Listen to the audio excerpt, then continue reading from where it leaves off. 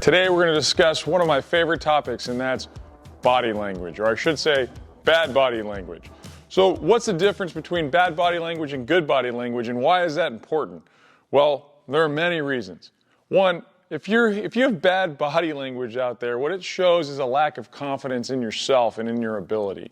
And if you give off that kind of vibe that you're not fully confident in what you're able to do out there on the mound, well, then that signals to the other team that, hey, this guy, if we can just rattle him a little bit and start to make him uncomfortable, he's done. And when they see you start to show emotion with your body and you start getting flustered, then that trickles down to every guy in that dugout. They start getting a little louder, chirping, and then they know one more hit, they can get you out of there. Okay? So that's one thing. The other thing is, we don't want to show up our teammates out there with our bad body language, and especially if somebody makes an error. If someone makes an error and we throw our arms up and go, oh man, and we're sitting there all slouched over and angry and mad that the shortstop just booted one, understand that you make errors all the time. And what I mean is, do you ever walk anybody? And if you say no, you're a liar. So you walk a guy. I view a walk for a pitcher as an error. And so if you walk a guy and everybody went, all behind you, how would that make you feel? Yeah, probably not very good. And lastly, when you're not able to control your emotions, then to be quite honest, you're just a baby out there with the ability or lack of ability to control your emotions, all right? So it doesn't really give the sense that you're in control out there and you think that, hey, this is me showing that I really care and that I really want to win. Yeah, we can do that, but we've got to be in control of this to do so.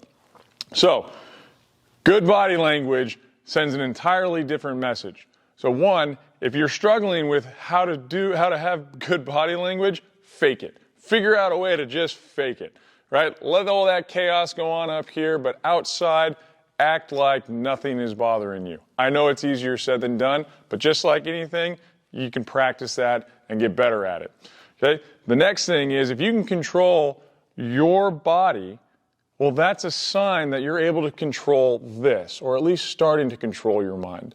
Because we have to have the thought process of going, hey, don't show any of that emotion, so let me make sure that my body is nice and relaxed on the outside, even though there's all this chaos going on upstairs.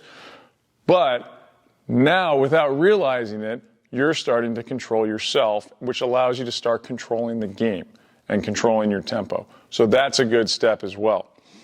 The other thing is that you're telling the other team, hey, I'm in control here, not you. So if you hit a double off me or a home run and it doesn't bother me and I get right back on the mound and I just go right at you and throw that strike, I am in control, okay? That was a fluke. You got lucky. Here you go. Try to do it again. And lastly, with that good body language and you picking up your teammates, it makes your team want to play behind you.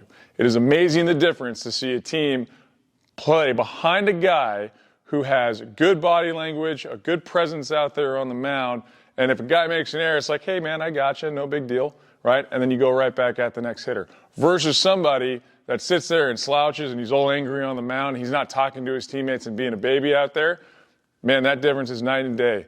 Those guys with good body language, they're going to make some plays behind you, okay? So, if you struggle with body language, try to remember these few things, but most importantly, fake it and figure out a way to make that bad body language go away and turn it into some good body language to show some positivity and good presence out there on the mound.